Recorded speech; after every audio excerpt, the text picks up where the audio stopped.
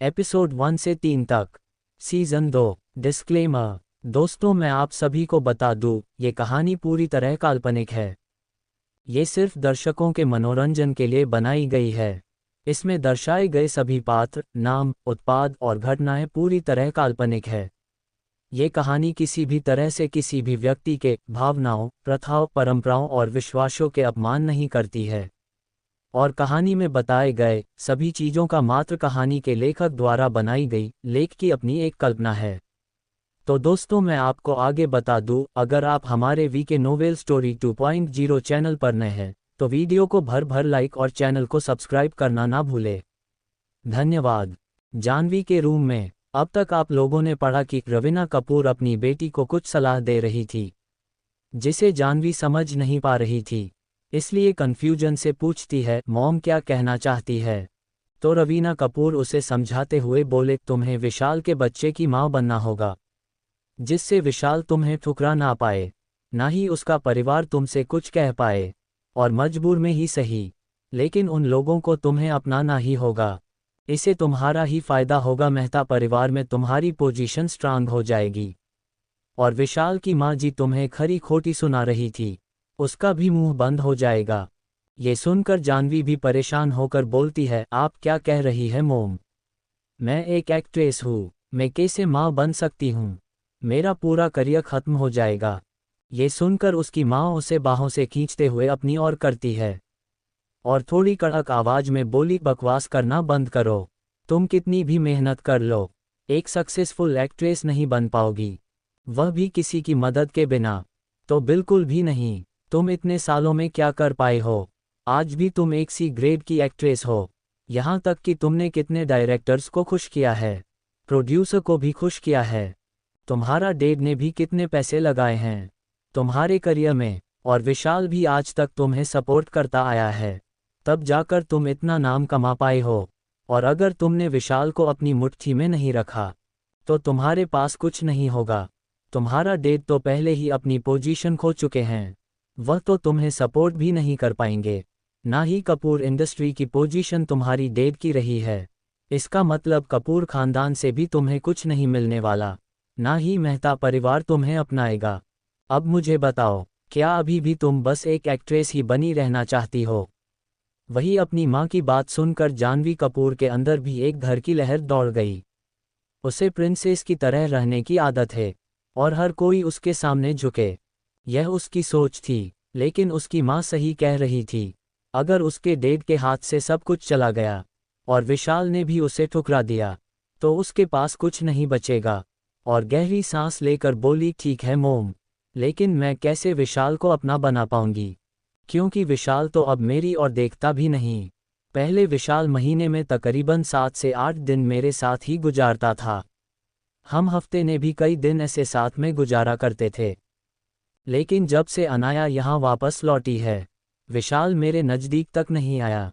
यहाँ तक कि उसने एक ही बार मुझे सामने से संपर्क करने की कोशिश नहीं की है। तो आपको क्या लगता है, वह मेरे साथ सोएगा?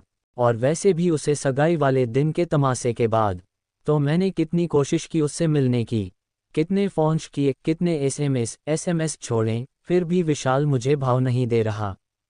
यहाँ तक कि मैं बेइज्जती सहते हुए उसकी माँ को भी कांटेक्ट किया, लेकिन फिर भी कोई फ़ायदा नहीं हुआ। तो आप ही बताइए, मैं क्या करूं?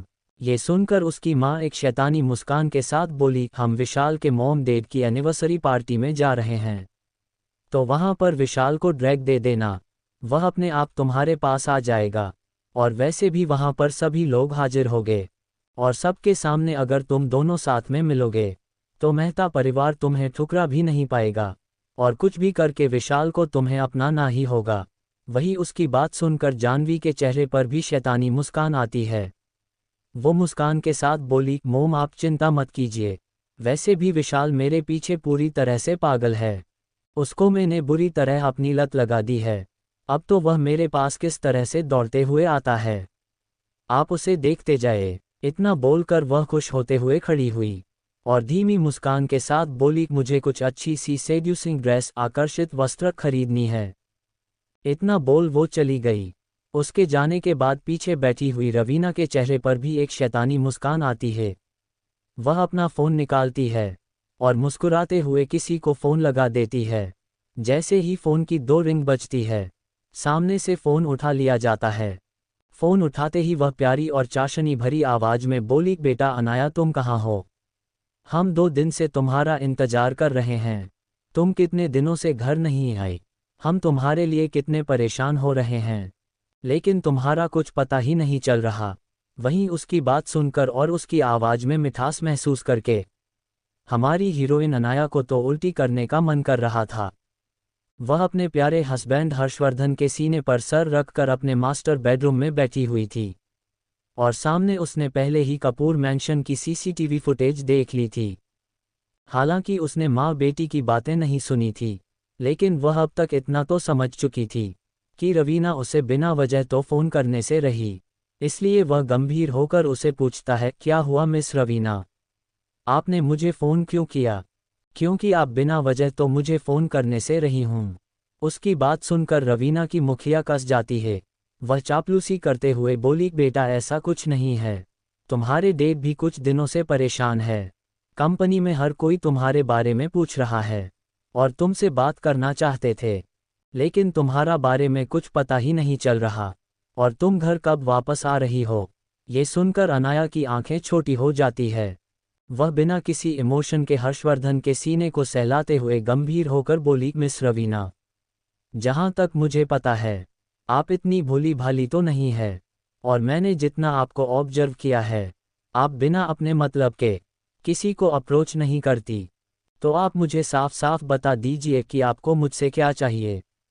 जो आप मुझे फ़ोन कर रही है, वो भी ऐसे नए नंबर से, क्योंकि आप मुझे पहले भी फ़ोन करने की कोशिश कर चुके हैं और मैंने आपका फ़ोन नहीं उठाया, तो आपने ये तरीका खोजा।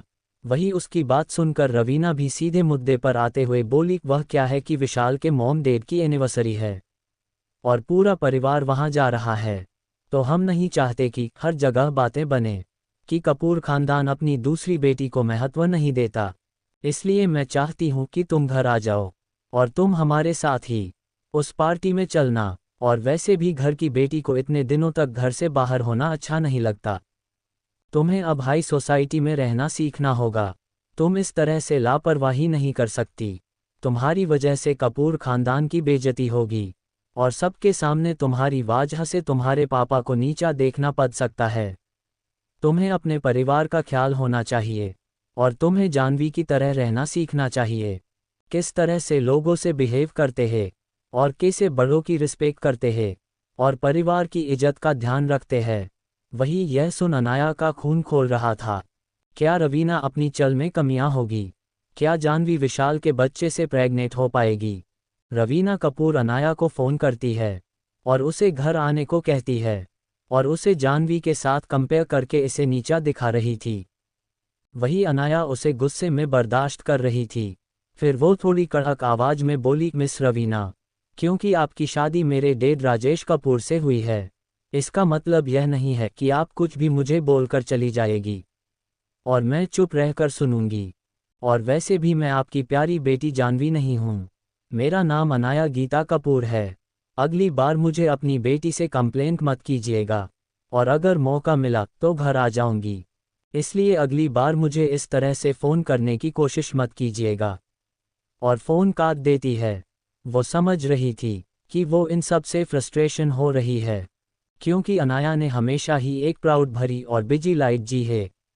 वह एक सक्सेसफुल डॉक्टर थी, जिसके अपॉइंटमेंट लेने के लिए बड़े से बड़ा आदमी कुछ भी कर जाने को तैयार हो जाता था। आज वह चोट खाई हुई खुद बिस्तर पर पड़ी थी, इसीलिए वह सुबह से चिढ़ी हुई थी। ऊपर से रवीना की यह सारी बातें उसे और गुस्सा दिला गई और उसने रवीना के साथ बदतमीजी कर ली। वही रवीना कपूर गुस्से से पागल हो रही थी। आज तक उसने जब से मिस रवीना कपूर की पोजीशन अपनाई थी, तब से किसी ने उसके साथ बदतमीजी नहीं की थी। हर कोई उसे प्यार से बात करता था और उसे ज़बरदस्ती में ही सही, लेकिन इज्जत देता था। फिर चाहे उसके पीठ पीछे उसे एक बाजारू औरत और किसी की जगह छीनने वाली औरत कहती थी, लेकिन सामने तो वह उसे काफ़ी इज्जत देते थे, जिसकी वजह से रवीना को सच में यह महसूस होने लगा था कि वह एक रॉयल खानदान की बहू है। लेकिन सच बिल्कुल उल्टा था। रवीना गुस्सेल आवाज में बोली, एक बार मेरा प्लान सक्सेसफुल हो जाने दो, उसके बाद तुम कहीं मुंह दिखाने के लायक नहीं रहोगी। इतना बोलकर वह गुस्से में मुठिया कस लेती है। उसने जानबूझकर किसी प्लान के तहत ईशानी को कपूर मेंशन बुलवाया था। दूसरी ओर अनाया का बिहेव इस तरह का था जैसे उसे कोई फर्क ही ना पड़ता हो। वो अपने पति की ओर देखकर बोली, हर्ष ऐसा क्यों लग रहा है कि रवीना कपूर कोई साजिश रच रही है। ये सुनकर हर्षवर्धन उसका कंधा थपथपाते हुए बोला, बीवी तुम सही कह रही हो, उस जैसी औरत कभी अच्छा नहीं सोच सकती। मैं तो कहता हूँ वहां जाने के बारे में सोचना भी मत, तुम यहीं पर ठीक हो, तुम्हें जाने की कोई जरूरत नहीं है। ये सुनकर अनाया एक तिरछी मुस्कान के साथ हर्षवर्धन के सीने पर उंगली चलाते हुए बोली, हस्बैंड ये तो आपने गलत बात कही। इतने वक्त में आप अपनी बीवी को पहचान नहीं पाए। वैसे भी खतरों से खेलना आपकी क्यूट सी बीवी को पसंद है, बिल्कुल अपने हैंडसम हब्बी की तरह। इतना बोलकर वह एक आंख मार देती है। वही उसकी हरकत से हर्षवर्धन के चेहरे पर भी मुस्कान आ जाती है। वह भी उसे अपनी बाहों में करते हुए बोला, ठीक है, जैसा तुम चाहोगे ऐसा कर सकती हो, लेकिन ध्यान रखना अगर तुम्हारी बॉडी पर एक और खरोच का निशान मुझे नजर आया तो मैं तुम्हें किसी कमरे में बंद कर दूंगा और कभी तुम्हें बाहर नहीं जाने दूंगा। वही उसकी बात सुनकर एक पल के लिए तो अनाया के दिन में डर की लहर दौड़ गई। हालांकि उसे पता था हर्षवर्धन ऐसा कुछ नहीं करेगा, लेकिन वह जानती थी कि उसका पति उसके लिए काफी परेशान रहता है। इस वक्त भी उसने हर्षवर्धन की आवाज में अपने लिए फिक्र महसूस कर ली थी। उसे पिछले जन्म की भी कुछ बातें याद आती है कि किस तरह से विशाल उसे घर में ही बंद रखता था।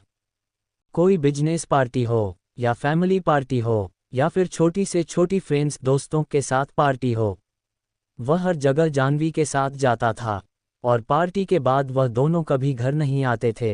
हर बार वह होटल में ही रुक जाते थे और एक दूसरे के साथ मदहोश भरी रात गुजारते थे। ये सब कुछ याद करके अनाया गहरी सांस लेती है और हर्षवर्धन के गालों पर किस करते हुए बोली, हस्बैंड तुम चिंता मत करो, मैं खुद को खतरे में नहीं डालूंगी और वैसे भी मुझे पता है मैं वहां महफूज हूं और इस वक्त तो मेरा हस्बैंड मुझे बिल्कुल भी अकेला नहीं छोड़ेगा, किसी न किसी तरीके से वह मेरे साथ ही रहेगा। ये कहते हुए वह अपने कंधे उचका देती है। वही उसकी बात सुनकर हर्षवर्धन को भी हंसी आती है, क्योंकि वह सच कह रही थी। हर्षवर्धन ने मन ही मन डिसाइड कर लिया था कि वह अनाया के नज़दीक ही रहेगा। वह उसके होठों को हल्के से चूमते हुए बोला, लगता है मेरी बीवी मुझे कुछ ज़्यादा ही पहचानने लगी है, या फिर कह सकता हूँ मुझे मुझसे भी ज़्यादा अच्छे से जानने लगी है। ये सुनकर अनाया भी खुश हो जाती है। वह यही तो चाहती थी, अपनी पूरी जिंदगी में एक प्यार भरा पति जो सिर्फ उसका हो, जिसकी रूह से लेकर शरीर तक सब कुछ सिर्फ उसका हो, उसकी सोच उसे शुरू होती हो और उस पर ही खत्म होती हो। एक लॉयल इंसान जो उसके लिए पजेसिव भी था और उसके लिए खुश भी था, जो हमेशा मुसीबत में उसके आगे खड़ा रहता था और खुशी के मौके पर उसके पीछे सपोर्ट बनकर खड़ा रहता था। उसने अपनी एक पूरी जिंदगी गुजार दी ऐसे इंसान को खोजने में। पिछले जन्म में उसने जितने दुख देखे थे, इस जन्म में हर्षवर्धन को पाकर शायद उसने हर चीज का भुगतान कर लिया था। वह खुश थी अपने हस्बैंड के साथ, लेकिन इस बीच वो अपने बदले के बारे में नहीं भूली थी। वह जानती थी कि भगवान ने उसे एक मौका बस अपने दुश्मनों से निपटने के लिए दिया है और वह इस बार अपने दुश्मनों को छोड़ना भी नहीं चाहती थी। वह दिल ही दिल में कोई नई प्लानिंग शुरू कर चुकी थी। पार्टी वाले दिन वही कपूर मैंशन में कुछ घंटे के बाद अनाया व्हीलचेयर पर ही आती है।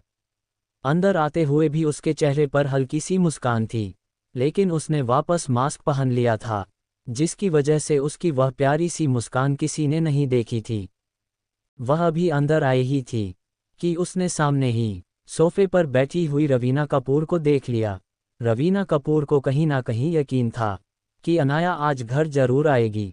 उसे भी यही लगता था कि अनाया विशाल को पसंद करती है और विशाल को मिलने की इतनी अच्छी अपॉर्चुनिटी वो मिस नहीं करेगी। अब भला उस बेवकूफ़ को कौन समझाए कि विशाल जैसा घटिया आदमी अनाया की सोच में भी एग्जिस्ट नहीं करता था। रवीना अपनी ही ख्यालों में खोए हुए अनाया के पास आकर प्यारी सी मुस्कान के साथ बोली, तुम आ गई बेटा। मैं तुम्हारा ही इंतजार कर रही थी। मैं तुम्हारे लिए कितनी परेशान थी। तुम्हारे डेड भी तुम्हारे लिए चिंता कर रहे थे। इतना बोलकर प्यार से उसका हाथ पकड़ लेती है, और उसके हाथ पकड़ते ही अनाया की आंखें छोटी हो जाती है, और वह अपने हाथ को पीछे खींचते हुए थोड़ी नाराज आवाज में बोली, मिस रवीना आप क्या कर रही है? और आप मेरा इंतजार क्यों कर रही थी? वही रवीना कपूर झूठी हंसी हंसते हुए बोली, कुछ खास नहीं, मैं बस तुम्हारी चिंता कर रही थी। अनाया भी उससे ज्यादा कोई बहस नहीं करती और अपने कमरे की ओर बढ़ जाती है, लेकिन उसने इस बात पर ध्यान नहीं दिया कि पीछे खड़ी हुई रवीना कपूर के चेहरे पर उसे देखकर शैतानी मुस्कान थी। वह सातिर मुस्कान के साथ बोली, अब तुम नहीं बच पाओगी। ये पार्टी तुम्हारी जिंदगी की आखिरी पार्टी होगी, और आखिरी खुशी का दिन भी। इतना बोलकर वह अपने कमरे की ओर बढ़ गई। क्या रवीना कपूर की चाल में अनाया फंसेगी? और क्या रवीना की शैतानी मुस्कान के पीछे कोई राज है? विशाल मेहता के ऑफिस में विशाल मेहता आराम से अपने स्टडी टेबल पर बैठकर एक तस्वीर को काफ़ी अजीब तरह से छूते हुए कुछ सोचे जा रहा था। तभी वहां उसकी खास सेक्रेटरी क्रिस्टल अंदर आते हुए मुस्कुराकर विशाल को ग्रिट करती है और फ्लर्ट करते हुए बोली, वह बॉस पार्टी की शादी तैयारी हो चुकी है, लेकिन एक प्रॉब्लम है। ये सुनकर विशाल इस तस्वीर को काफ़ी अजीब तरह से छूते हुए बोला, क्या प्रॉब्लम है? तो सेक्रेटरी क्रिस्टल थोड़ी देते खामोश रहकर बोली, वह बॉस मुझे इन्फॉर्मेशन मिली है कि कपूर परिवार भी इस पार्टी में आने वाला है। ये सुनकर विशाल मेहता उस तस्वीर को अपने होठों के नज़दीक लाते हुए किस करके गंभीर आवाज में बोला, क्या अनाया भी आ रही है? ये सुनकर क्रिस्टल थोड़ी नफरत भरी नज़रों से उस तस्वीर को देखते हुए बोली, जी बॉस, रवीना कपूर ने उसे भी बुलाया है।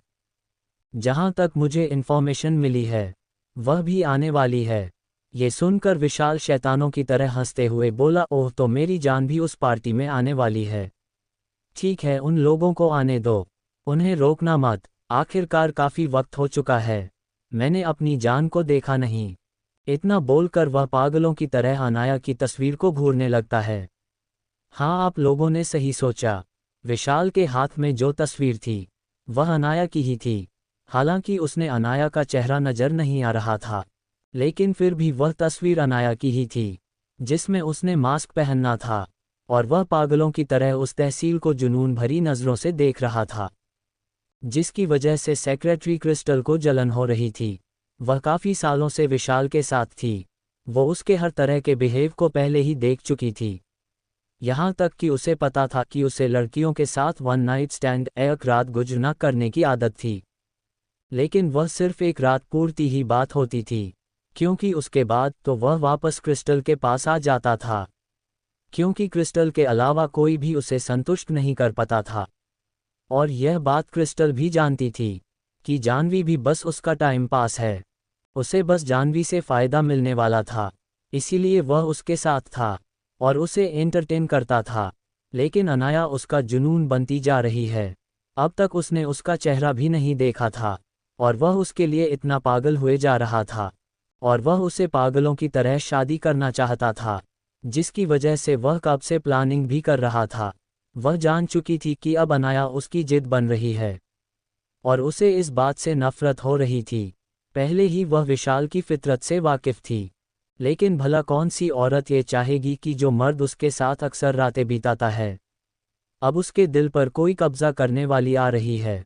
वह बस एकटक विशाल को देखे जा रही थी, जो जुनून से अनाया की तस्वीर को देख रहा था। विशाल तस्वीर को देखते हुए गंभीर आवाज में बोला, मैं चाहता हूँ कि इस पार्टी में अनाया मेरी हो जाए, ताकि वह किसी भी हालत में मजबूर हो जाए मुझसे शादी करने के लिए। जाओ, जाकर सारी तैयारी करो। ये सुनकर क्रिस्टल की आंखें बड़ी हो गई, क्योंकि उसे नहीं लगा था कि विशाल ऐसा भी कुछ करेगा।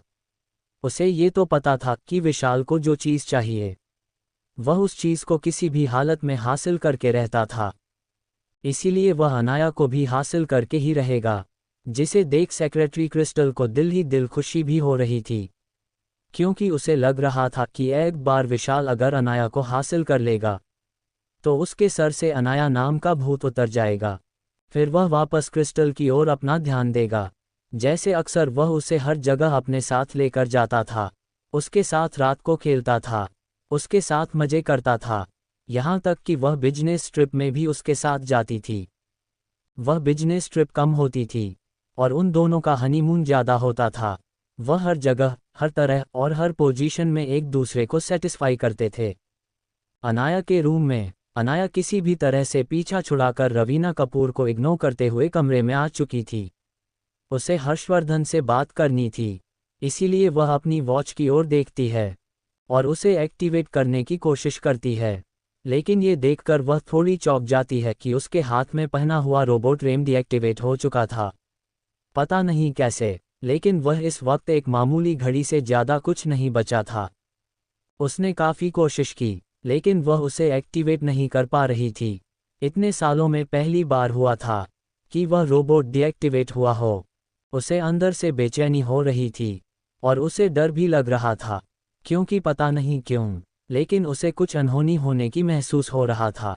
इतने सालों में वह जहां भी जाती थी, जितने भी खतरनाक काम करती थी, कितनी भी खतरनाक सिचुएशन में होती थी, हर जगह रॉबर्ट रेम ने उसकी मदद की थी। रोबोट रेम उसकी स्ट्रेंथ था, एक तरह से उसे सपोर्ट करता था, जैसे उसकी माँ उसके साथ हर वक्त हो। और शायद यही वजह थी कि वह इतने कम वक्त में इतनी पावरफुल बन पाई थी। लेकिन इस वक्त रोबोट रेम को डीएक्टिवेट देखकर उसे दिल में कहीं दर्द सा उठा था। वह समझ नहीं पा रही थी कि हुआ क्या है और यह डीएक्टिवेट कैसे हुआ। उसने काफ़ी कोशिश की, लेकिन वह उसे एक्टिवेट नहीं कर पा रही थी। यहाँ तक कि उसने इस बारे में अपने स्पेशल लैब में जाकर चेक करने का भी सोचा, लेकिन उसके पास इतना वक्त नहीं था। वह इस बारे में हर्षवर्धन से बात करना चाहती थी, लेकिन पार्टी शाम को हुई थी और वह इस वक्त हर्षवर्धन से मिलने नहीं जा सकती थी। यहाँ तक कि उसके पास तो कोई इस वक्त फ़ोन तक नहीं था जिससे वह हर्षवर्धन को इन्फॉर्म कर सके, क्योंकि कपूर मैंशन में आते वक्त वह अपना फ़ोन छोड़कर आई थी। कपूर मैंशन में किसी को यह नहीं पता था कि अनाया को इलेक्ट्रॉनिक चीज़ यूज़ करना भी आता है। उनके हिसाब से तो अनाया गांव की गवार थी, जिसे मॉडर्न कोई भी चीज़ चलाना नहीं आता, जैसे कंप्यूटर, फ़ोन या फिर कोई और चीज़। इसीलिए वो अभी ऐसी मॉडल चीज़ों से हर वक्त दूर ही रहती थी और इसीलिए उसके पास इस वक्त हर्षवर्धन को कांटेक्ट करने के लिए कोई भी तरीका नहीं था। फिर वह गहरी सांस लेकर खुद को तसल्ली देता है कि सब कुछ ठीक है। वह पार्टी में किसी न किसी तरीके से हर्षवर्धन से कांटेक्ट कर लेगी। यही सोचते हुए वो पार्टी के लिए सारी चीज़ तैयार करने लगी, क्योंकि उसे पता था कि पार्टी में भी अभी जरूर कोई ना कोई तमाशा हो। क्या रॉबर्ट रेम के बंद होने के पीछे किसकी चाल है, और क्या पार्टी में आने वाली मुसीबत से अनाया बच पाएगी, और क्या होगा पार्टी में। तो दोस्तों, आखिर कहानी में आगे क्या हो। आप सभी को पसंद आए तो वीडियो को लाइक, कमेंट और शेयर जरूर करें। आपके एक कमेंट और लाइक से हमें स्टोरी वीडियो बनाने के लिए मोटिवेट मिलता है। धन्यवाद।